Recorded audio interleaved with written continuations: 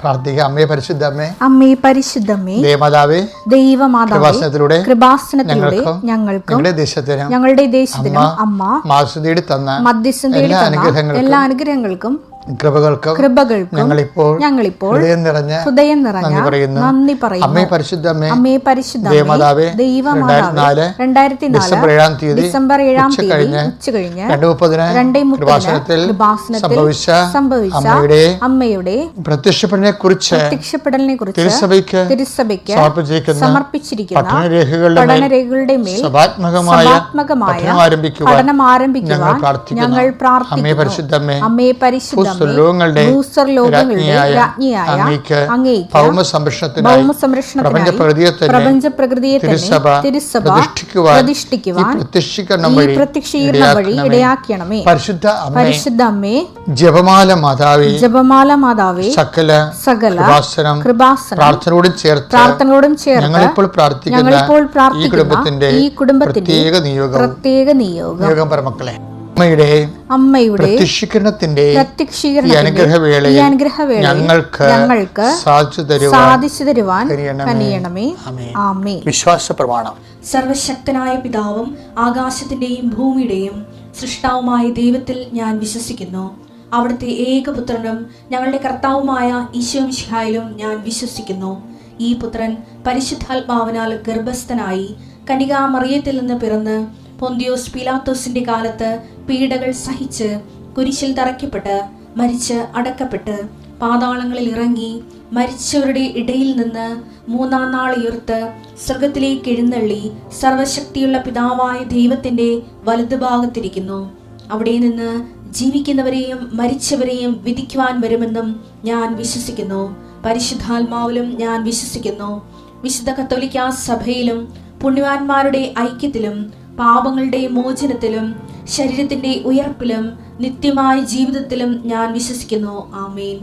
സ്വർഗ്ഗസ്ഥനായ ഞങ്ങളുടെ പിതാവേ, അങ്ങയുടെ നാമം പൂജിതമാകണമേ. അങ്ങയുടെ രാജ്യം വരണമേ. അങ്ങയുടെ തിരുമനസ് സ്വർഗത്തിലെ പോലെ ഭൂമിയിലും ആകണമേ. അന്നു വേണ്ടുന്ന ആഹാരം ഇന്ന് ഞങ്ങൾക്ക് തരണമേ. ഞങ്ങളോട് തെറ്റ് ചെയ്യുന്നവരോട് ഞങ്ങൾ ക്ഷമിക്കുന്നത് പോലെ ഞങ്ങളുടെ തെറ്റുകൾ ഞങ്ങളോടും ക്ഷമിക്കണമേ. ഞങ്ങളെ പ്രലോഭനത്തിൽ ഉൾപ്പെടുത്തരുതേ, തിന്മയിൽ ഞങ്ങൾ രക്ഷിക്കണമേ. ആമേൻ. നന്മ നിറഞ്ഞ മറിയമേ, സ്വസ്തി. കർത്താവ് അങ്ങയുടെ കൂടെ സ്ത്രീകളിൽ അങ്ങ് അനുഗ്രഹിക്കപ്പെട്ടവളാകുന്നു. അങ്ങയുടെ ഉദരത്തിൻ ഫലമായി ഈശോ അനുഗ്രഹിക്കപ്പെട്ടവനാകുന്നു. പരിശുദ്ധ മറിയമേ, തമ്പുരാന്റെ അമ്മേ, പാപികളായ ഞങ്ങൾക്ക് വേണ്ടി ഇപ്പോഴും ഞങ്ങളുടെ മരണസമയത്തും തമ്പുരാനോട് അപേക്ഷിക്കണമേ. ആമേൻ. എൻ്റെ കർത്താവേ, നിന്റെ ഉന്നതമായ നാമത്തിന് സ്വസ്ഥം ചെയ്യുന്നു. കർത്താവേ, നിന്റെ വിശുദ്ധ പൗരോഹിത്യത്തെ മഹത്വപ്പെടുത്തണമേ. കർത്താവേ, സഭയിലുള്ള സാന്നിധ്യം പ്രകടമാക്കണമേ. 39 വർഷം ഞാൻ അർപ്പിച്ച കൃപാനയുടെ യോഗ്യതയാൽ കൃപാസാൽത്താറെ ജീവനോടെ പ്രത്യക്ഷപ്പെട്ട പരിശുദ്ധമ്മയുടെ മാധ്യസ്ഥത്തിൽ ഈ അൾത്താറയിൽ നടന്ന 10,000-കണക്കിന് ആരാധന ശക്തിയാൽ അങ്ങയുടെ മക്കളെ ഞാൻ ഈശോനാമത്തെ ആശീർവദിക്കുന്നു. എൻ്റെ ദൈവപേദരെ, നീ ഇന്ന് കടന്നു പോകുന്ന ഓരോ വഴികളും കർത്താവിൻ്റെ ദൂതൻ നിനക്ക് മുമ്പ് നടക്കുകയും നീ നടക്കേണ്ട വഴി നിനക്ക് ആലോചിച്ച് നൽകുകയും ചെയ്യുമ്പോഴേ നിൻ്റെ ആലോചനകളിലും ചിന്തകളിലും തീരുമാനങ്ങളിലുമെല്ലാം പരിശുദ്ധാത്മ നിറയട്ടെ എന്ന് പ്രാർത്ഥിക്കുന്നു.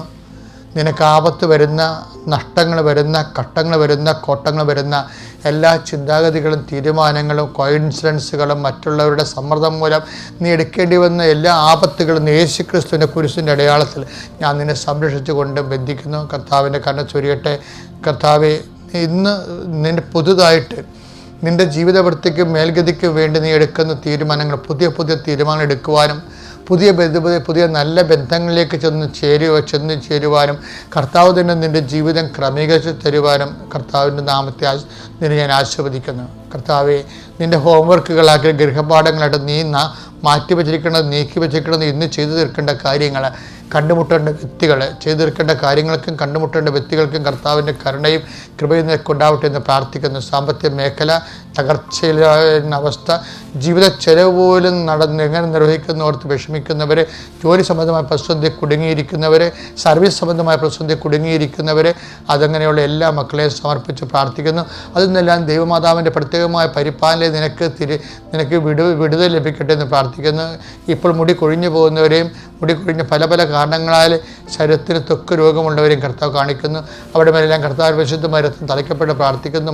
വിട്ടു മാറാത്ത തലവേദനയും കണ്ണിന് കാഴ്ച മങ്ങുന്ന അവസ്ഥയും മൂക്കിന് ദശ വളരുന്ന അവസ്ഥയും അങ്ങനെയുള്ള എല്ലാ ആന്തരിക സിസ്റ്റുകൾ പാങ്ക്രിയാസിൻ്റെ രോഗങ്ങൾ, കരരോഗങ്ങൾ, കിഡ്നി രോഗങ്ങൾ, അതുപോലെയുള്ള ആന്തരിക അവയവത്തിൻ്റെ രോഗങ്ങളെ കർത്താവിൻ്റെ പരിശുദ്ധമായ രക്തത്താൽ കഴുകപ്പെട്ട് പ്രാർത്ഥിക്കുന്നു. വിവാഹം ഒത്തുവരാത്തൊരു വിവാഹം താമസിക്കുന്നവർ, ചെയ്തുപോയി നടന്ന വിവാഹത്തിൻ്റെ മേലും പരസ്പരം അകന്നു താമസിക്കുന്നവരെല്ലാം ഐക്യപ്പെടുവാനും, മക്കളില്ലാത്തവരും ഗർഭിണികളായിട്ടുള്ള അമ്മമാരും ഗർഭസ്ഥ ശിശുക്കൾക്ക് പ്രയാസങ്ങളുള്ളവരും എല്ലാം സമർപ്പിച്ച് പ്രാർത്ഥിക്കുന്ന കർത്താവിൻ്റെ തിരുമുറിവാൾ വലുതുകരം ആണിപ്രദം അത്ഭുതകരം ഗർഭിണികളെ വയറിൽ കർത്താവ് സ്പർശിക്കട്ടെ. അമ്മയും കുഞ്ഞും ആരോഗ്യത്തോടെ ഇരിക്കുവാനും, ആരോഗ്യമുള്ള കുഞ്ഞിനെ പ്രസവിച്ച് അമ്മയും കുഞ്ഞും ആരോഗ്യത്തോടെ വന്ന് കർത്താവിന് നന്ദി പറയുവാനും, ദൈവത്തിൻ്റെ നാമത്തിൽ ഞാൻ നിന്നെ ആശ്രയിക്കുന്നു. നിൻ്റെ രോഗങ്ങൾ, നിൻ്റെ ഡോക്ടർ, നിന്നെ ചികിത്സിക്കുന്ന ഡോക്ടറിനെ ആശ്രയിക്കുന്നു. നീ കഴിക്കുന്ന മരുന്നിനെ ആശ്രയിക്കുന്നു. എൻ്റെ കർത്താവിൻ്റെ ഉന്നതമായ നാമത്തിൽ നിൻ്റെ പരീക്ഷകളെ ആശീർവദിക്കുന്നു. നിനക്ക് നിൻ്റെ റിസൾട്ടിനെ, വരാൻ പോകുന്ന റിസൾട്ടിനെ ആശ്രയിക്കുന്നു. നിൻ്റെ ഉപരി വിദ്യാഭ്യാസത്തിന് ആവശ്യമായ മേൽഗതിക്കുള്ള എല്ലാ യോഗ്യതകളും നേടുവാൻ നിൻ്റെ അയോഗ്യത പരിഹരിച്ചുകൊണ്ട് പരിശുദ്ധ മാതാവിൻ്റെ മാധ്യസ്ഥ ഞാൻ നിനക്ക് ഉന്നതമായ വിജയം കൈവരിക്കാൻ പ്രാർത്ഥിക്കുന്നു. എൻ്റെ കർത്താവിന് ഉന്നതമായ നാമത്തിൽ ആശീർവദിച്ച് പ്രാർത്ഥിക്കുന്നു. വസ്തു വിൽക്കാനുള്ളവർ, വസ്തു വാങ്ങാനുള്ളവർ, വീട് വിൽക്കാനുള്ളവർ, വീട് വെക്കാനുള്ളവർ കർത്താവെ അവരെല്ലാം നീ അവരുടെ തടസ്സങ്ങൾ, സാങ്കേതിക തടസ്സങ്ങൾ, നിയമപരമായ തടസ്സങ്ങൾ, കോടതി കേസുകൾ, പോലീസ് കേസുകൾ, എല്ലാ മേഖലകളിലും നീ നേരിടുന്ന ബന്ധനങ്ങൾ യേശുക്രിസ്തു നാമത്തിൽ ഈ നിമിഷം അഴിഞ്ഞു മാറട്ടെ കൽപ്പിക്കുന്നു. നിത്യം പിതാവും പുത്രനും പരിശുദ്ധാത്മാവും സർവ്വസരെ നയിക്കുവാമേ. എൻ്റെ പ്രിയപ്പെട്ടവരെ, ആധ്യാത്മിക ജീവിതം എന്ന് പറയുന്നത് ഒരു അപേക്ഷ ജീവിതമല്ല. ആധ്യാത്മിക ജീവിതം എന്ന് പറയുന്നത് ഒരു അപേക്ഷ ജീവിതമല്ല. ചില അണ്ണന്മാരെങ്കിലും ദൈവത്തെ എന്തിനാണ് അപേക്ഷിക്കാൻ വേണ്ടി, പ്രാർത്ഥിക്കാൻ വേണ്ടി. എന്ത് പ്രാർത്ഥിക്കാനാണ്? അത് അന്നു വേണ്ട കാര്യങ്ങൾക്ക് വേണ്ടി പ്രാർത്ഥിക്കുക. അതാണ് അപേക്ഷ ജീവിതം എന്ന് പറയുന്നത്. നമ്മളിപ്പോൾ എല്ലാ ദിവസവും ദൈവത്തിൻ്റെ കരുണയ്ക്ക് വേണ്ടി അപേക്ഷിക്കുന്ന ആൾക്കാരല്ലേ? ഞാനൊരു കാര്യം പറയട്ടെ, നമ്മൾ രക്ഷപ്പെടണമെന്ന് ഉദ്ദേശിക്കുന്നുണ്ടെങ്കിൽ നമ്മളുടെ ഇപ്പോൾ കർത്താവിൻ്റെ ഏറ്റവും വലിയ സംഭവം എന്താ? വാക്കിൽ എനിക്കിഷ്ടപ്പെട്ട വാക്കാണ്, ദൈവത്തിരുസന്നിധി സമ്പന്നരായിരിക്കണമെന്ന്. ലുക്ക 12:21. ഇതുപോലെയാണ് ദൈവസന്നിധിയിൽ സമ്പന്നനാകാതെ തനിക്ക് വേണ്ടി സമ്പത്ത് ശേഖരിച്ചു വയ്ക്കുന്നവനും. അതാണ് അപേക്ഷക്ക് സേന എന്ന് പറയുന്നത്. എപ്പോഴും തനിക്ക് വേണ്ടി കിട്ടാൻ വേണ്ടി എപ്പോഴും ഇങ്ങോട്ട് കൊണ്ട് ഇപ്പോൾ തൂമ്പ പോലെ വെട്ടി ഇങ്ങോട്ട് എടുക്കും. ദൈവത്തിനെ കാണുമ്പോൾ തന്നെ തൂമ്പ ഇവിടത്തിന് വെട്ടാത്തതാണ്. അതല്ല, അപ്പോഴും ജീവിതകാലം മുഴുവൻ ഇത് തന്നെയായിരുന്നു അഭ്യാസം. വേറെ ഒന്നും അറിയാൻ പാലാത്ത കൊണ്ടാണ്. അങ്ങനെയല്ല, ഒരു കോൺസെപ്റ്റാണത്. എന്താണ്? ദൈവം ആഗ്രഹിക്കുന്ന ഒരു ആഗ്രഹമാണ്. എന്താണ്? നമ്മൾ ദൈവത്തിരുസന്നിധിയിൽ സമ്പന്നരായിരിക്കണമെന്ന്. അതായത് ദൈവം ഇങ്ങോട്ട് തരാനുണ്ടാകണം. ഒരു ദിവസം അവസാനിക്കുമ്പോൾ, ഇപ്പോൾ ദിനവൃത്താന്തമൊക്കെ ഒരു ദിവസം അവസാനിക്കുമ്പോൾ അത് ആ കണക്ക് പുസ്തകം പോലെ കാര്യം ഓവർ ചെയ്യുമ്പോൾ അടുത്ത പേജിലോട്ട് നമ്മൾ ഇവിടുത്തെ ബാലൻസ് എഴുതുമ്പോൾ നമുക്ക് ദൈവത്തിന് കൊടുക്കാനുള്ള പോലെ വരരുത്, ദൈവം ഇങ്ങോട്ട് തരാനുള്ള പോലെ വരണം. അങ്ങനെ ജീവിക്കുന്നതാണ് ദൈവത്തിരുസന്നിധി സമ്പന്നത എന്ന് പറയുന്നത്. അതിൻ്റെ ഏറ്റവും വലിയ സമ്പന്ന ഈശോ തന്നെയായിരുന്നു. ഈശോ ഒരു സന്ധ്യയ്ക്ക് തൻ്റെ അവസാന ദിവസമില്ലേ, അവസാന ദിവസം രാത്രിയാകണ മുമ്പ് അവസാന ദിവസം സന്ധ്യയ്ക്ക് കർത്താവ് ഗെത്സേമനി മുട്ടുകുത്തുമ്പോൾ ഈ സമ്പന്നത പറയുന്നുണ്ട്. എന്താ പറയണത്? പിതാവേ, എൻ്റെ ദിനങ്ങൾ, ഭൂമിയിൽ എനിക്ക് കൽപ്പിച്ച് നൽകിയ ദിനങ്ങൾ, എൻ്റെ ഭൂമിയിൽ ഞാൻ അങ്ങയെ മഹത്വപ്പെടുത്തി. അതാണ് സംഭവം.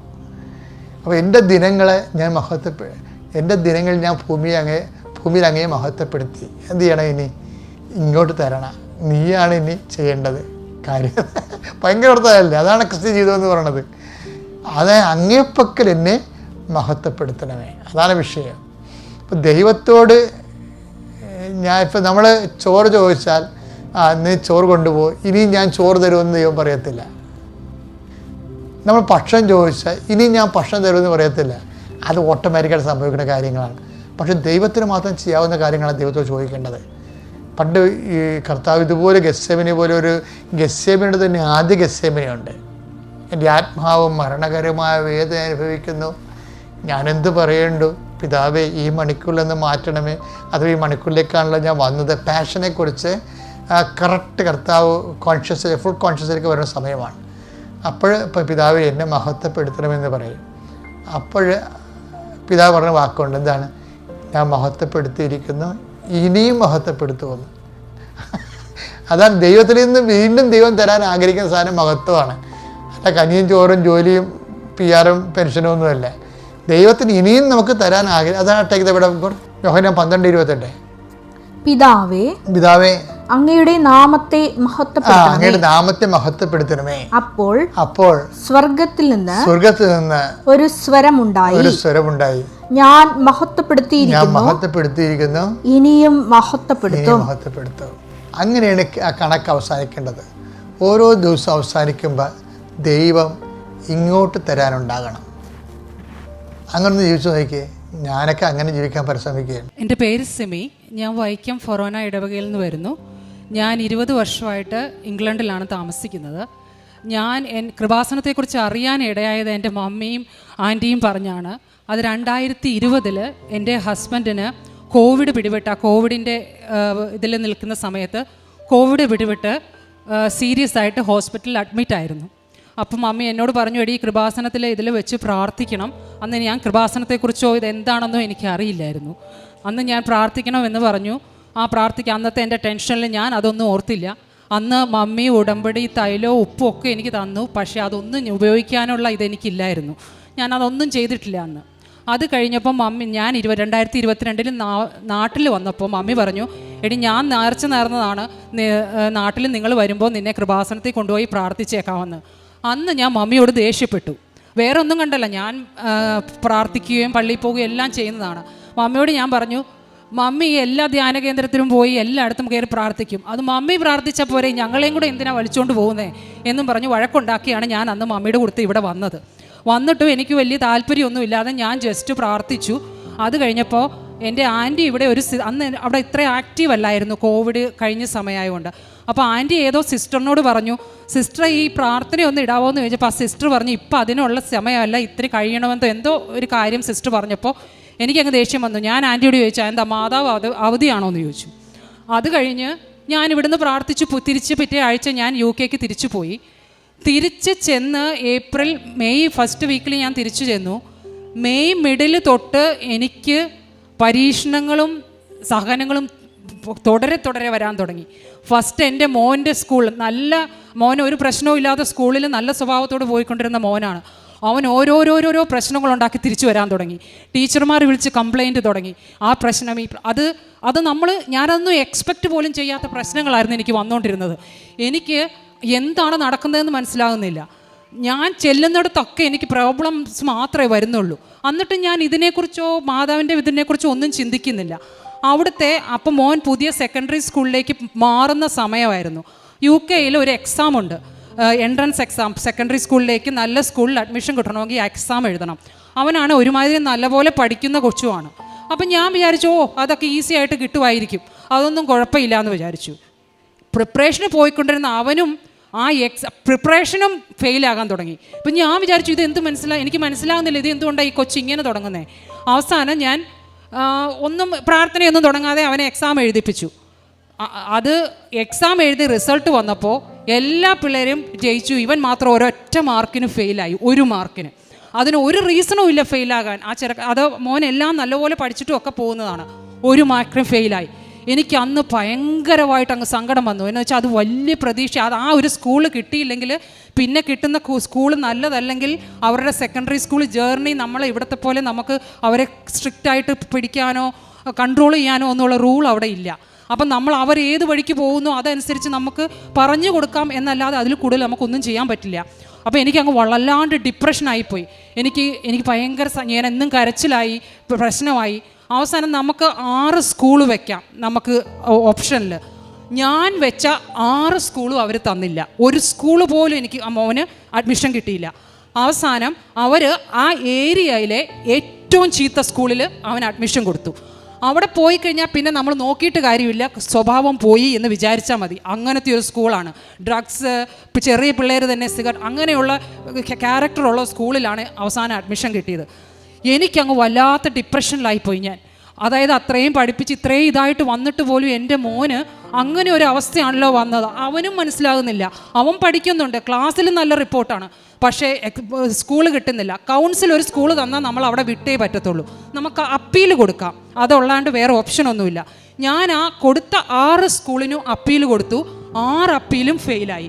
അവർ പറഞ്ഞു തരത്തില്ല. അവസാനം ഞാൻ ഒരു കാത്തലിക് സ്കൂള്, വളരെ നല്ല സ്കൂളാണ്, പക്ഷേ അവിടുത്തെ ആൾക്കാർ ക്യാച്ച്മെൻറ്റും അതിൻ്റെ പ്രയോറിറ്റിയും ഒക്കെ നോക്കും. അത് വെച്ച് നോക്കിക്കഴിഞ്ഞാൽ ഞങ്ങൾക്ക് ഒരു എലിജിബിലിറ്റി ഇല്ല ആ സ്കൂളിൽ കിട്ടാൻ. അവസാനം ഞാൻ അപ്പീൽ വെച്ചപ്പോൾ അവർ പറഞ്ഞു, അവരെന്നോട് മുഖത്ത് നോക്കി പറഞ്ഞു, നിങ്ങൾക്ക് കിട്ടത്തില്ല, ഇനി വെക്കണ്ട, വേണമെങ്കിൽ ഒരു പേരിന് വേണ്ടിയിട്ട് ഞാൻ നിങ്ങളുടെ കൊച്ചിൻ്റെ പേര് വെയിറ്റിംഗ് ലിസ്റ്റിൽ ഇട്ടേക്കാം, അതേ ഉള്ളൂ. അല്ലാണ്ട് ആ സ്കൂളിൽ നിന്ന് ഏതെങ്കിലും ഒരു സ്കൂൾ ആ സ്കൂളിൽ നിന്ന് പോയെങ്കിൽ മാത്രമേ ആ വെയിറ്റിംഗ് ലിസ്റ്റിലുള്ള ഒന്നാമത്തെ ആൾക്ക് അഡ്മിഷൻ കിട്ടത്തുള്ളൂ. ആ പറയുന്ന സ്കൂളിൽ നിന്ന് നോർമലി ആരും പോകത്തില്ല. അതുപോലത്തെ ഒരു നല്ല സ്കൂളാണത്, കാത്തലിക് സ്കൂള്. പക്ഷേ ഞാൻ വെയിറ്റിംഗ് ലിസ്റ്റ് ഇടാൻ പറഞ്ഞു, കരഞ്ഞു. എൻ്റെ കരച്ചിൽ കണ്ടപ്പോൾ മമ്മി എന്നോട് പറഞ്ഞു, നീ ദേഷ്യപ്പെടില്ലെങ്കിൽ ഞാനൊരു കാര്യം പറയാം, ആ മാതാവിനെ നീ അന്ന് തള്ളി പറഞ്ഞിട്ട് പോകുന്നതാണ്, നീ മാതാവിനോട് ക്ഷമ പറഞ്ഞ് ഓൺലൈനിൽ ഒരു ലൈറ്റ് ആ ക്യാൻഡിൽ പ്രയർ ഇട്ട് പ്രാർത്ഥിക്കുക. അപ്പോഴാണ് ഞാൻ ഈ മാതാവിൻ്റെ ഉടമ്പടിയെ കുറിച്ചൊക്കെ ചിന്തിക്കാനും വായിക്കാനും തുടങ്ങിയത് തന്നെ. ഞാൻ ഒന്നും ചിന്തിച്ചില്ല. ഇതിൽ ഞാൻ ഈ അഡ്മിഷൻ വെച്ച സ്കൂളിൽ വിളിച്ചു ചോദിച്ചപ്പോൾ അവർ പറഞ്ഞു, വെയിറ്റിംഗ് ലിസ്റ്റിലുണ്ട് 7 or 8 ഒക്കെയാണ്, അതൊരു ചാൻസ് ഒന്നും ഇല്ലാത്തതാണ്, നിങ്ങൾക്ക് വെറുതെ വേണമെങ്കിൽ ഇടാം, അല്ലെങ്കിൽ റിമൂവ് ചെയ്യാം എന്ന് പറഞ്ഞു. ഞാൻ പറഞ്ഞു വേണ്ട, റിമൂവ് ചെയ്യേണ്ട, വെച്ചേക്കാൻ പറഞ്ഞു. ഞാൻ വന്ന് കരച്ചിൽ തുടങ്ങി. അവസാനം മമ്മി പറഞ്ഞതല്ലേ എന്ന് ഓർത്തിട്ട് ജൂൺ 28 ഞാൻ ലൈറ്റ് എ ക്യാൻഡിൽ പ്രയർ ഇട്ട് അന്ന് തൊട്ട് പ്രത്യക്ഷീകരണ പ്രാർത്ഥന ചൊല്ലി പ്രാർത്ഥിക്കാൻ തുടങ്ങി. 2023 ജൂൺ 28 അന്ന് പ്രാർത്ഥിച്ചു. വളരെ നേരം ഞാൻ ഇരുന്ന് പ്രാർത്ഥിച്ചു. അത് കഴിഞ്ഞ് പിറ്റേ ദിവസം എന്തോ എൻ്റെ മനസ്സ് പറഞ്ഞു, നീ ജസ്റ്റ് ഒന്ന് ആ സ്കൂളിൽ ഒന്നുകൂടെ വിളിച്ച് ചോദിക്ക്, അവർ തരുമെങ്കിൽ തരട്ടെ എന്ന് പറഞ്ഞു. അവസാനം ഞാൻ ഒന്നും വിചാരിച്ചില്ല. അവരെ തലേ ദിവസം ഞാൻ വിളിച്ചത്, അവരില്ലയെന്ന് പറഞ്ഞ് വെച്ചതാണ്. അവസാനം ഞാൻ അവരെ വിളിച്ചിട്ട് പറഞ്ഞു, ഇങ്ങനെ ഞാൻ അഭിനവിൻ്റെ മദറാണ്, അഡ്മിഷൻ്റെ കാര്യത്തിനാണെന്ന് പറഞ്ഞു. ഓ യെസ്, അവൻ വെയിറ്റിംഗ് ലിസ്റ്റിൽ 1ാമത് വന്നിട്ടുണ്ട്, ഞങ്ങൾ അറിയിക്കാമെന്ന് പറഞ്ഞു. അപ്പോൾ എനിക്ക് വല്ലാണ്ട്, അപ്പോഴാണ് ഞാൻ ശരിക്കും, അപ്പം ഞാൻ ലൈറ്റ് എ ക്യാൻഡിൽ പ്രയർ ഇന്നലെ ഇട്ടതേ ഉള്ളൂ, പ്രാർത്ഥിച്ചു, മാതാവിനോട് വളരെയേറെ ക്ഷമ ചോദിച്ച് ഞാൻ ഒത്തിരി കരഞ്ഞ് പ്രാർത്ഥിച്ചു. അത് കഴിഞ്ഞപ്പോൾ ഞാൻ കൃപാസനത്തിലെ ഓൺലൈൻ എല്ലാം എടുത്ത് ഉടമ്പടി എന്താണ്, അതിൽ നമ്മൾ എന്തൊക്കെ ചെയ്യണം, എന്തൊക്കെയാണ് കാരുണ്യപ്രവർത്തികൾ, എന്തെല്ലാം, അതെല്ലാം ഞാൻ നോക്കി പഠിച്ചു കഴിഞ്ഞിട്ട് ഓരോന്നായിട്ട് ഞാൻ അന്ന് തൊട്ട് ചെല്ലാൻ തുടങ്ങി. അത്രയും നാൾ ഞാൻ ഞായറാഴ്ച മാത്രം കുർബാനയ്ക്ക് പോവും, കുടുംബ പ്രാർത്ഥന ചെല്ലും, പിള്ളേരെ ഒക്കെ വിളിച്ചിരുത്തി ഞാൻ പൂർണ്ണമായിട്ടും കുടുംബ പ്രാർത്ഥന ചെല്ലും. പക്ഷേ ഒരു ദിവസം താമസിച്ചോ ക്ഷീണമാണെങ്കിൽ ഞാൻ അവരോട് പറയും, പിതാവിനും പുത്രനും വെച്ചിട്ട് പോയി കിടന്നുറങ്ങിക്കൂ. അതായിരുന്നു എൻ്റെ ശീലം. അന്ന് തൊട്ട് ഞാൻ കുടുംബ പ്രാർത്ഥന എന്നും, ഒരു ദിവസം രാത്രി 11 മണി 12:30 ആയാൽ പോലും ഞാൻ ആരെയും കുടുംബ പ്രാർത്ഥന ചെല്ലാതെ കിടത്തത്തില്ല. എല്ലാ ദിവസവും ഞാൻ പള്ളിയിൽ പോകാൻ തുടങ്ങി. കുമ്പസാരം കുറേ നാളുകൾ അവിടെ, കുമ്പസാരം നമുക്ക് റെഗുലറായിട്ട് അത്ര ഇവിടെ നടക്കുന്ന പോലെ കിട്ടാൻ പാടാണ് അവിടുത്തെ പള്ളികൾ. ഞാൻ റെഗുലറായിട്ട് അച്ഛനെ പോയി കണ്ട് കുമ്പസാരിക്കാൻ തുടങ്ങി. എല്ലാ കാരുണ്യ പ്രവർത്തികളും ഞാൻ എൻ്റെ മനസ്സിൽ നിന്ന് ഈ മോൻ്റെ അഡ്മിഷൻ്റെ കാര്യമേ വിട്ടു. എന്നിട്ട് ഞാൻ പ്രാർത്ഥനയിൽ ശ്രദ്ധിക്കാൻ തുടങ്ങി. അവിടെ നമുക്ക് ഇതുപോലെ പുറത്തു പോയി അങ്ങനെ ഫുഡൊന്നും കൊടുക്കാൻ പറ്റില്ല. അപ്പോൾ അവിടെ ഈ ഇതായിട്ട് വരുന്നവർക്ക് ഫുഡ് ബാങ്ക് എന്നൊരു പരിപാടിയുണ്ട്. അപ്പോൾ ഞാൻ എല്ലാ ആഴ്ചയിലും രാവിലത്തെ ബ്രേക്ക്ഫാസ്റ്റ്, ഉച്ചയ്ക്കത്തെ ലഞ്ച്, വൈകുന്നേരം ഡിന്നർ, അതിൻ്റെ ഇടയിലുള്ള കുളിക്കാൻ, അങ്ങനെയുള്ള ഒരു ദിവസത്തിലേക്ക് ഒരു മനുഷ്യന് വേണ്ട എല്ലാ സാധനങ്ങളും ഒരാഴ്ച എല്ലാ ശനിയാഴ്ചയും മേടിച്ച് ഫുഡ് ബാങ്കിൽ ഞാൻ ഡൊണേറ്റ് ചെയ്യാൻ തുടങ്ങി. പിന്നെ എനിക്ക് ഇച്ചിരി ദേഷ്യവും ഇച്ചിരി സീരിയസും ഉള്ള സ്വഭാവമാണ്. ഞാൻ ഹോസ്പിറ്റലിൽ ഞാൻ നേഴ്സായിട്ടാണ് അവിടെ വർക്ക് ചെയ്യുന്നത്. ഞാൻ ഇൻചാർജ് ആയതുകൊണ്ട് എനിക്ക് അങ്ങനെ പേഷ്യൻ്റ് കെയർ ഒന്നും ഇല്ല അധികം.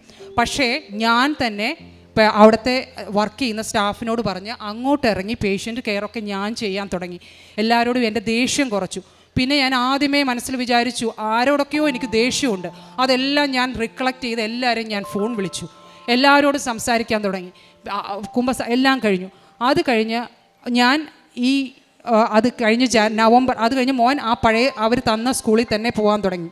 പക്ഷേ ആ സ്കൂളിൽ പോയെങ്കിലും ഞാൻ കരഞ്ഞുകൊണ്ടാണ് ഞാൻ അവനെ അവിടെ കൊണ്ടാക്കിയത്. തിരിച്ചും ഞാൻ കരഞ്ഞുകൊണ്ട് നടന്നു വന്നിട്ടുണ്ട്. പക്ഷേ അവൻ 6 മാസം ആ സ്കൂളിലുണ്ടായിരുന്നു.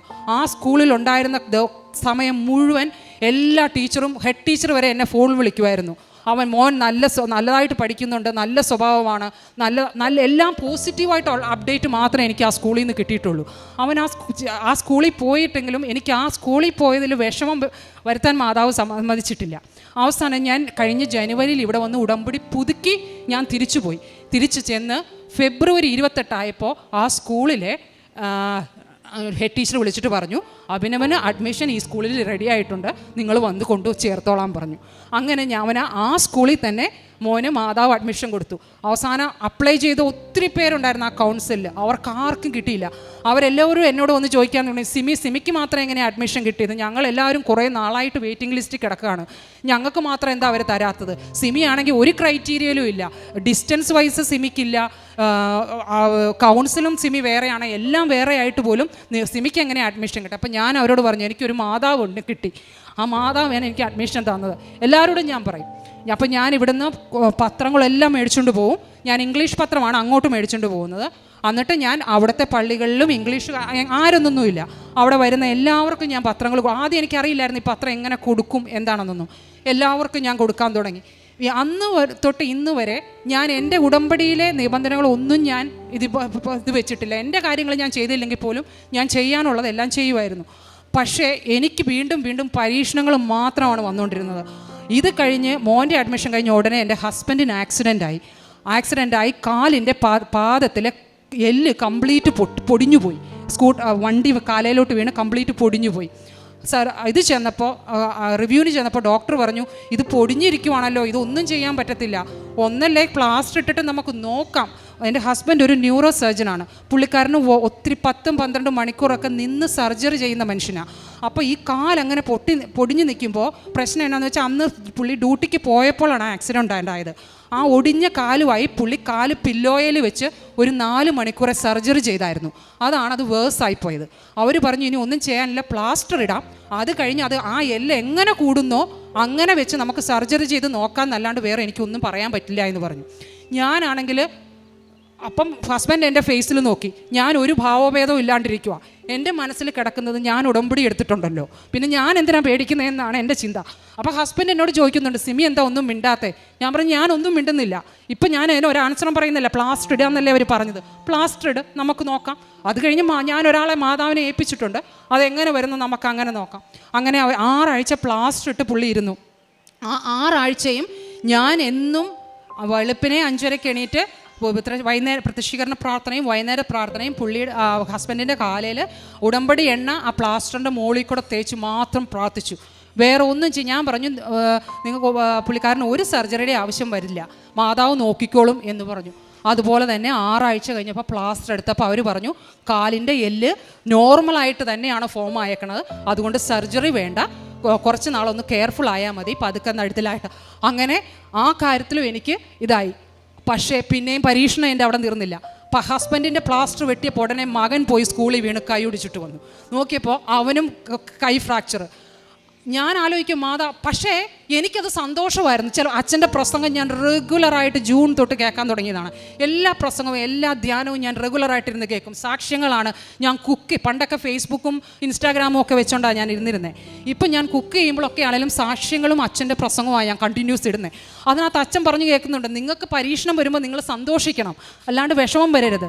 പെട്ടെന്ന് മാനുഷികമായിട്ട് എൻ്റെ മനസ്സിൽ വിഷമം വന്നാലും ഞാൻ ചിന്തിക്കും, ഇല്ല മാതാവ് പരീക്ഷിക്കുന്നതാണ്, ഇതിനകത്ത് എനിക്ക് തോക്കാൻ പാടില്ല എന്ന് പറഞ്ഞു. അങ്ങനെ മോനും ഇതായി. അത് കഴിഞ്ഞ് മോൻ്റെ ഇത് ശരിയായി കഴിഞ്ഞപ്പോൾ ഈ കുറച്ച് നാൾ മുമ്പ് മോള് സ്കൂളിൽ ഡാൻസിന് പോയി മുട്ടിൻ്റെ ചിരട്ട തെറ്റി. അവളും ക്രച്ചസേലായി. ഞാൻ വിചാരിച്ചു, കർത്താവേ, ഒരു ദിവസം പോലും സമാധാനത്തോടെ ഇരിക്കാൻ പറ്റുന്നില്ല. അവൾക്ക് എക്സാമാണ്, ഇന്ന് എക്സാം തുടങ്ങുകയാണ്. അപ്പോൾ അവൾക്ക് അതും ചെയ്യാൻ പറ്റുന്നില്ല. അവസാനം ഞാൻ ഒന്നും ചെയ്തില്ല, ഉടമ്പടി എണ്ണ മാത്രം തേച്ചു. അവസാനം മോളും പറയും, അമ്മേ ഒരു ഓയിലും തേക്കേണ്ട, ആ ഉടമ്പടി എണ്ണ തേച്ചാൽ മതി, അതൊക്കെ ശരിയായിക്കോളും എന്ന് പറഞ്ഞ് 2 ദിവസം ബാൻഡേജ് ഇട്ട് നടന്നു. പിന്നെ ഉടമ്പടി എണ്ണ തേച്ചു, അത് ശരി. മോള് ക്രച്ചസ് അങ്ങ് മാറ്റിയ പുറകെ കഴിഞ്ഞ ഞാൻ ഇങ്ങോട്ട് ഞാൻ ഈ നാട്ടിലേക്ക് സാക്ഷ്യം പറയാൻ വരണമെന്ന് പറഞ്ഞ് ഞാൻ ടിക്കറ്റ് ബുക്ക് ചെയ്തു.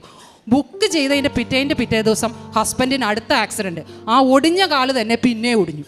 അതിൻ്റെ മുകളിൽ വെച്ച് കണ്ണ 2 സൈഡും പൊട്ടി. ഈ കഴിഞ്ഞ ബുധനാഴ്ച ചെന്ന് നോക്കിയപ്പോൾ ഞാൻ വിചാരിച്ചു, ദൈവമേ, സാക്ഷ്യം പറയാൻ ഒരാഴ്ചത്തെ ലീവാണ് ഞാൻ എടുത്തേക്കുന്നത്, സാക്ഷ്യം പറയാൻ എനിക്ക് പോകേണ്ടതാണ്. ഇത് ഇനി എങ്ങനെ ഞാൻ പോകും? മോക്ക് എക്സാം തുടങ്ങുകയാണ്, ഹസ്ബൻഡിന് ഇങ്ങനെ ഇതെന്ത് ചെയ്യും എന്ന് ഞാൻ ആലോചിച്ച് ഇങ്ങനെ പ്രാർത്ഥിച്ചിരുന്നു. പ്ലാസ്റ്റർ ഇട്ടപ്പോൾ അവർ പറഞ്ഞു, കണ്ണയുടെ 2 എല്ലും പൊട്ടിയിട്ടുണ്ട്, പക്ഷേ അത് ഡിസ്പ്ലേസ് ആയിട്ടില്ല, അതുകൊണ്ട് നമുക്ക് പ്ലാസ്റ്റർ ഇട്ട് നോക്കാം, അല്ലെങ്കിൽ നിങ്ങൾക്ക് ഓപ്ഷൻ തരാം, സർജറി ചെയ്യാം, നിങ്ങൾ ഓപ്ഷൻ എടുക്കാൻ പറഞ്ഞു. പുള്ളി പറഞ്ഞു, ഇല്ല, പ്ലാസ്റ്റർ ഇട്ടാൽ മതി എന്ന് പറഞ്ഞിട്ട് ഞങ്ങൾ പ്ലാസ്റ്റർ ഇടിച്ച് വീട്ടിൽ വന്നിട്ട് ഹസ്ബൻഡ് പറഞ്ഞു, സിമി, അപ്പം എൻ്റെ പപ്പയുടെയും മമ്മിയുടെയും 50th വെഡ്ഡിങ് ആനിവേഴ്സറിക്കും കൂടെ ഞങ്ങൾ വരാമെന്നോർത്താ പ്ലാൻ ചെയ്തേ. അപ്പോൾ പുള്ളി പറഞ്ഞു, സിമി, അപ്പം ഞാൻ മാതാവിനോട് പറഞ്ഞു, മാതാവേ ഞാൻ 5 കൊന്ത ഇന്ന് എത്തിക്കും, ആ എത്തിച്ച് തീർന്നതിന് ഒരുപാട് എനിക്ക് ഇതിനൊരു തീരുമാനം ഉണ്ടാക്കണം. എൻ്റെ അപ്പനും അമ്മയും അപ്പുറത്തെ സൈഡിൽ, ഹസ്ബൻഡ് ഇപ്പുറത്തെ സൈഡിൽ, എനിക്ക് ആരെയും കളയാൻ പറ്റില്ല. അപ്പോൾ വീട്ടിൽ വന്ന് കൊന്ത വന്നു. അന്ന് എനിക്ക് നൈറ്റ് ഡ്യൂട്ടി ആയിരുന്നു. രാവിലെ വന്ന് ഞാൻ മഹിമയുടെ രഹസ്യവും ചൊല്ലി തീർത്തപ്പോൾ ഹസ്ബൻഡ് വന്ന് എൻ്റെ കൈ കൊണ്ട് ടിക്കറ്റ് തന്നിട്ട് പറഞ്ഞു, ഞാൻ ആദ്യം 20 ദിവസം എടുത്തായിരുന്നു. ഹസ്ബൻഡ് വന്നിട്ട് പറഞ്ഞു, സിമി, എന്നെക്കാളും മുമ്പ് സിമി കണ്ടത് സിമിയുടെ പപ്പയും മമ്മിയാണ്, അതുകൊണ്ട് സിമി പോകണം. ഇതാ ഞാൻ റിട്ടേൺ ഉള്ള ടിക്കറ്റ് മാത്രം ഞാൻ മാറ്റിയിട്ടുണ്ട്, അതുകൊണ്ട് സിമി പോവുക, ഫംഗ്ഷൻ നടത്തിയിട്ട് സാക്ഷ്യവും പറഞ്ഞ് പിറ്റേ ദിവസം സിമി തിരിച്ചു പോര്. ആ ഒരാഴ്ച ഞാൻ എങ്ങനെയെങ്കിലും മാനേജ് ചെയ്തോളാം, കുഴപ്പമില്ല. സിമി കുറച്ച് എന്തെങ്കിലും ഫുഡോ എന്തെങ്കിലും കുക്ക് ചെയ്ത് വെച്ചിട്ട് പോയാൽ മതി, ഞാൻ മാനേജ് ചെയ്തോളാം എന്ന് പറഞ്ഞ് എനിക്ക് ടിക്കറ്റ് കൊണ്ട് എൻ്റെ കയ്യിൽ തന്നു. അപ്പോഴും ഞാൻ മാതാവിനോട് ആയിരം നന്ദി പറഞ്ഞു. എന്ന് വെച്ചാൽ എനിക്ക് ഏത് ഡിസിഷൻ എടുക്കണമെന്ന് അറിയാൻ മേലാണ്ട് ഞാൻ നിൽക്കുമായിരുന്നു. അങ്ങനെ പുള്ളിക്കാരൻ എന്നോട് പറഞ്ഞു, ഒരാഴ്ച സമാധാനമായിട്ട് പോയിട്ട് വാ, അത് കുഴപ്പമില്ല എന്ന് പറഞ്ഞു. ഞാനിങ്ങനെ ഇന്ന് പോന്നു. അവിടെയും തീർന്നില്ല എൻ്റെ പരീക്ഷണം. ഞാൻ ഇന്നലെയാണ് ഞാൻ വന്നത്. ഞാൻ ചെക്ക് ഇൻ ചെയ്തു. അവിടെ എനിക്ക് ബ്രിട്ടീഷ് പാസ്പോർട്ടാണ്. അപ്പോൾ ഇവിടുത്തെ OCI എന്ന് പറഞ്ഞൊരു കാർഡുണ്ട്. ഞാൻ ബ്രിട്ടീഷ് പാസ്പോർട്ട് കൊടുത്ത് ടിക്കറ്റും കൊടുത്ത് ചെക്ക് ഇൻ ചെയ്തു. ഗേറ്റിൻ്റെ അടുത്ത് വന്നപ്പോൾ ആണ് ഞാൻ പെട്ടെന്ന് ഓർക്കുന്നത്, എൻ്റെ OCI കാർഡ് കാണുന്നില്ലല്ലോ എന്ന്. ഞാനും എൻ്റെ സിസ്റ്ററും കൂടെയാണ് വന്നത്, ഞങ്ങൾ 2 പെൺപിള്ളേരാണ്. അപ്പോൾ അവളോട് ചോദിച്ചപ്പോൾ അവൾ പറഞ്ഞു, എൻ്റെ കയ്യിൽ തന്നിട്ടില്ല, എനിക്കറിയില്ല എന്ന് പറഞ്ഞു. നോക്കി എൻ്റെ കയ്യിലുള്ള ഹാൻഡ് ലഗേജും എല്ലാ ലഗേജും ഞാൻ ഇറക്കിയിട്ട് അവിടെ നിന്ന് തപ്പി. ആ സാധനം അതിനകത്തില്ല. എനിക്കിവിടെ അതില്ലെങ്കിൽ ഇവിടെ വന്ന് ഇറങ്ങാൻ പറ്റത്തില്ല, എനിക്ക് തിരിച്ചു പോകാനും പറ്റത്തില്ല, ഒന്നുമില്ലാത്ത അവസ്ഥ. ഞാൻ അവസാനം ആ ടിക്കറ്റ് ഞാൻ ചെക്ക് ഇൻ ചെയ്ത് അവിടെ തൊട്ട് ഇങ്ങേ അറ്റം വരെ ഞാൻ എല്ലായിടവും പോയി തപ്പി, ഒരിടത്തും കിട്ടുന്നില്ല. അവിടെ എയർപോർട്ടിൽ അവർ അനൗൺസ് ചെയ്തു, എങ്ങുമില്ല. അവസാനം ആ ക്രൂവിലെ ആൾ എന്നെ സൈഡിലോട്ട് വിളിച്ച് നിർത്തിയേച്ചും പറഞ്ഞു, മാഡം ഇങ്ങോട്ട് പോവാ, ഒരു കാര്യം ഞാൻ പറയാം, ഈ OCI ഇല്ലാതെ റൂൾ അനുസരിച്ച് എനിക്ക് നിങ്ങളെ കയറ്റി വിടാനുള്ള റൈറ്റ് ഇല്ല. പക്ഷേ ഞാൻ നിങ്ങളെ ഇപ്പോൾ ഇവിടെ പിടിച്ച് നിർത്തിക്കഴിഞ്ഞാൽ നിങ്ങളുടെ ഫ്ലൈറ്റ് പോകും. ഒരു ഉപകാരം ഞാൻ ചെയ്യാം, ഞാനിത് അറിഞ്ഞിട്ടില്ല, നിങ്ങൾ കയറിപ്പോവുക. അവിടെ ഇന്ത്യയിൽ ചെന്ന് ഇറങ്ങുമ്പോൾ അവരോട് പറയുക, എവിടെ പോയെന്ന് അറിയില്ല, ഓൺ ദ വേയിൽ OCI മിസ്സായി, പാസ്പോർട്ടുണ്ട്, അതുകൊണ്ട് നിങ്ങൾ കയറിപ്പോക്കോ, പക്ഷേ അവിടെ ചെന്ന് എന്താവുമെന്ന് എനിക്കറിയില്ല എന്ന് പറഞ്ഞു. ഞാൻ ആ പോയ സമയം മുഴുവൻ പ്രത്യക്ഷീകരണ പ്രാർത്ഥനയും വിശ്വാസ പ്രമാണവും ചൊല്ലി എൻ്റെ സിസ്റ്ററിൽ നിന്ന് പ്രാർത്ഥിക്കുന്നു. അവസാനം ഞാൻ മാതാവിനോട് പറഞ്ഞു, ഞാൻ ഫ്ലൈറ്റിൻ്റെ ഗേറ്റിൻ്റെ തൊട്ട് ഫ്രണ്ടിലാണ്, കുറച്ച് ഇങ്ങോട്ട് മാറിയാൽ നിൽക്കാം, കുറച്ചങ്ങ് നടന്നു പോകണം.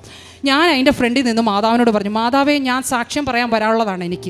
ഞാൻ ഈ ഫ്ലൈറ്റിൻ്റെ ഉള്ളിൽ കാല് വെക്കുന്നതിന് പാടെ എനിക്ക് എൻ്റെ OCI കാർഡ് തിരിച്ചു കിട്ടണം, ഇല്ലെങ്കിൽ എനിക്ക് അവിടെ ചെന്ന് അവരോട് പറഞ്ഞു നിൽക്കാൻ പറ്റത്തില്ല. അങ്ങനെ പറഞ്ഞ് ഞാൻ ഒരു വിശ്വാസ പ്രമാണം കൂടെ ചെയ്തപ്പം എൻ്റെ സിസ്റ്റർ സൈഡിൽ ഇരുന്ന് പ്രാർത്ഥിക്കുവാണ്. ഞാൻ നോക്കിയപ്പോൾ അവളുടെ ജാക്കറ്റ് അവളുടെ അരയിൽ കെട്ടി വെച്ചേക്കുക. ആ ജാക്കറ്റ് എടുക്കേണ്ട ഒരു കാര്യമില്ല, ഞങ്ങൾ ആ ജാക്കറ്റ് യൂസ് ചെയ്തിട്ടില്ല. അപ്പോൾ ഞാൻ പറഞ്ഞിട്ട്, സിനി ആ ജാക്കറ്റിലൊന്ന് നോക്കിക്കുക അവിടെ ഉണ്ടോ. സിനി പറഞ്ഞു, അതിനകത്തൊന്നുമില്ല, ഞാനത് എടുത്തിട്ടേ ഇല്ല, അതെൻ്റെ അരയെ കെട്ടി വെച്ചേക്കുക. ഞാൻ പറഞ്ഞു, നീ ഒന്ന് നോക്ക്, അതിനകത്തുണ്ടെങ്കിലോ എന്ന് പറഞ്ഞ് നോക്കിയപ്പോൾ ആ ജാക്കറ്റിലിരിക്കുന്നു എൻ്റെ OCI കാർഡ്. അതെങ്ങനെ അതിനകത്ത് ഇട്ടെന്നോ ഞങ്ങളത് തൊട്ടിട്ടോ ഒന്നുമില്ല. ആ നടക്കാൻ പോകുന്ന എന്നാന്ന് വെച്ചാൽ ഫ്ലൈറ്റിൽ കയറിയ ഉടനെ നമുക്ക് പിന്നെ UK നിന്ന് പോകുന്ന ചൂടില്ല, ഞങ്ങൾ ആ ജാക്കറ്റ് എടുത്ത് സൂട്ട് കേസിൽ വെക്കും, പിന്നെ അത് നോക്കത്തില്ല. അതോടുകൂടി ആ ചാപ്റ്റർ അവിടെ അടഞ്ഞു. പിന്നെ എനിക്കിവിടെ വന്ന് എങ്ങനെയെങ്കിലും ഇറങ്ങിയാലും എനിക്ക് തിരിച്ചു പോകാൻ പറ്റത്തില്ല, ആകെ പ്രശ്നമാകും. നോക്കിയപ്പോൾ മാതാവിൻ്റെ കൃപ കൊണ്ട് ആ ജാക്കറ്റിലിരിക്കുന്നു ഇത്. അങ്ങനെ ആ കാര്യത്തിലും മാതാവ് എന്നെ സഹായിച്ചു. പിന്നെ എനിക്ക് 2 ഇതൊരാളെ പപ്പയുടെ സർജറി ചെയ്തിട്ട് കഴിഞ്ഞ പ്രാവശ്യം ഞാൻ പോയായിരുന്നു. ഞാൻ തിരിച്ച് UK ചെന്നപ്പോൾ തൊട്ട് പപ്പയുടെ ആ സർജറിയുടെ സൈറ്റ് ലീക്കാകാൻ തുടങ്ങി. പപ്പയ്ക്ക് 82 വയസ്സുണ്ട്.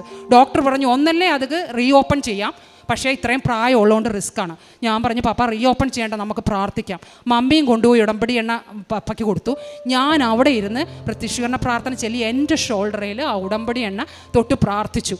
കുറച്ച് ദിവസം കഴിഞ്ഞപ്പോൾ പപ്പ പറഞ്ഞു, ഇല്ലടി അത് നിന്നു, ഇപ്പോൾ അതിനകത്തുനിന്നൊന്നും വരുന്നില്ല, എല്ലാം നോർമലായി. അവിടെ പണ്ടൊരു ഹോള് പോലെ ഉണ്ടായിരുന്നു, ആ ഹോളൊന്നും ഇല്ല, ഇപ്പോൾ അതൊക്കെ അടഞ്ഞു എന്ന് പറഞ്ഞു. പിന്നെ എൻ്റെ കൂട്ടത്തിൽ പഠിക്കുന്ന ഒരു ചേച്ചിയുടെ മോക്ക് 5 വർഷമായിട്ട് കല്യാണം കഴിഞ്ഞിട്ട് കുഞ്ഞുങ്ങളില്ലായിരുന്നു. അവർക്കും ഈ കൃപാസനത്തെക്കുറിച്ചൊന്നും അറിയില്ല.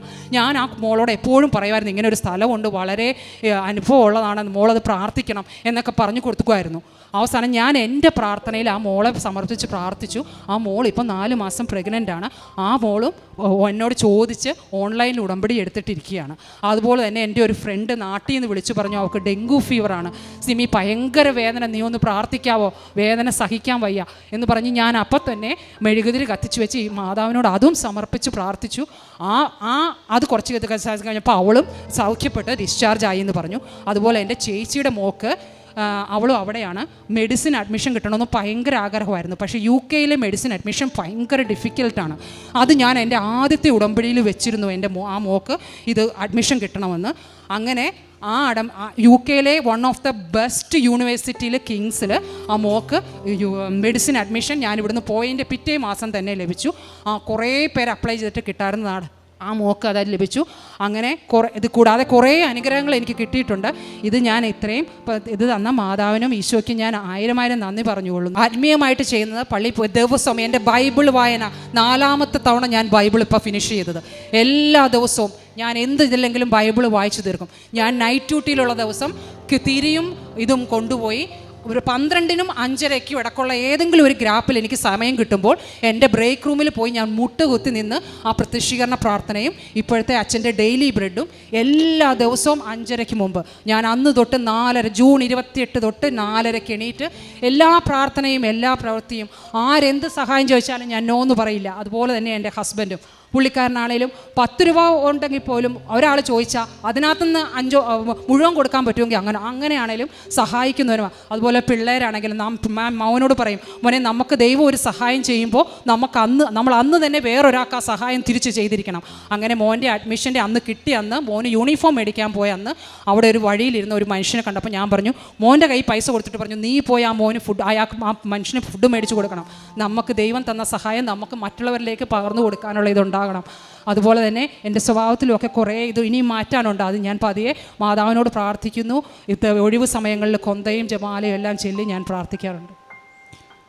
63-ാം സങ്കീർത്തനത്തിൻ്റെ 2-ാം വാക്യത്തിൽ നമ്മൾ ഇങ്ങനെ കാണുന്നുണ്ട്, അങ്ങയുടെ ശക്തിയും മഹത്വവും ദർശിക്കുവാൻ ഞാൻ വിശുദ്ധ മന്ദിരത്തിൽ വന്നു. സ്നേഹം നിറഞ്ഞവരെ, പ്രത്യക്ഷീകരണത്തിൻ്റെ അൾത്താരയിൽ കേൾക്കുന്ന ഓരോ സാക്ഷ്യവും നമ്മളെ ഓർമ്മപ്പെടുത്തുന്നത് കർത്താവിൻ്റെ കൃപയുടെ സാന്നിധ്യം കൃപാസനത്തിലുണ്ട് എന്നുള്ളതാണ്. ഇന്നേ ദിവസം സിമി എന്ന സഹോദരി നമ്മളോട് തൻ്റെ ഉടമ്പടി ജീവിത സാക്ഷ്യം പങ്കുവയ്ക്കുമ്പോഴും ഈ ഒരു വലിയ തിരിച്ചറിവ് നമ്മളുടെ ഓരോരുത്തരുടെയും ജീവിതത്തിൽ ആഴത്തിൽ പരിശുദ്ധ അമ്മ വെച്ച് നീട്ടുകയാണ്. സാക്ഷ്യം ആരംഭിച്ചപ്പോൾ ഈ സഹോദരി പറഞ്ഞു, ആദ്യം കൃപാസനത്തിൽ വിശ്വാസമില്ലായിരുന്നു. എന്നോട് പരിശുദ്ധ അമ്മയെക്കുറിച്ച് എൻ്റെ അമ്മ പറഞ്ഞപ്പോൾ എനിക്ക് ആ ഒരു വിശ്വാസത്തിൻ്റെ ആഴത്തിലേക്ക് കടന്നു വരുവാനായിട്ട് സാധിച്ചില്ല. എന്നാൽ സാക്ഷ്യം അവസാനിക്കുമ്പോൾ ഈ സഹോദരി പറയുകയാണ്, പിന്നീട് ഞാൻ പരിശുദ്ധ അമ്മയുടെ ഒരു പ്രേക്ഷിതയായിട്ട് മാറുകയാണ്. പരിശുദ്ധ അമ്മ വഴിയായിട്ട് ത്രിയേക ദൈവത്തെ മഹത്വപ്പെടുത്തുവാനായിട്ട് ഞാൻ എൻ്റെ ജീവിതത്തെ വിട്ടുകൊടുക്കുന്ന ഒരു തലത്തിലേക്ക് ഉടമ്പടി ജീവിതം വഴിയായിട്ട് ഉയർത്തപ്പെട്ടു എന്ന്. സ്നേഹം നിറഞ്ഞവരെ, ജീവിതത്തിൽ പരീക്ഷണങ്ങളുണ്ടാകുമ്പോൾ, ക്ലേശങ്ങളുണ്ടാകുമ്പോൾ, ദുരിതങ്ങളുണ്ടാകുമ്പോൾ ഒരു ക്രിസ്ത്യാനി എങ്ങനെ ജീവിക്കണമെന്ന് കൃപാസനത്തിലെ ഉടമ്പടി പ്രാർത്ഥന നമ്മളെ ഓരോരുത്തരെയും ഓർമ്മപ്പെടുത്തുകയാണ്, നമ്മളെ ഓരോരുത്തരെയും ജീവിക്കുവാനായിട്ട് പ്രേരിപ്പിക്കുകയാണ്. ദൈവിക സാന്നിധ്യം തുളുമ്പുന്ന ഈ ആലയത്തിൽ പരിശുദ്ധ അമ്മയുടെ മധ്യസ്ഥം സ്വീകരിച്ചുകൊണ്ട് നമ്മൾ ത്രിയേക ദൈവവുമായിട്ട് ഉടമ്പടി ചെയ്ത് പ്രാർത്ഥിക്കുമ്പോൾ നമ്മുടെ ജീവിതത്തെ കൂടുതൽ വിശുദ്ധീകരിക്കുവാനായിട്ട് നമുക്ക് പരിശ്രമിക്കാം.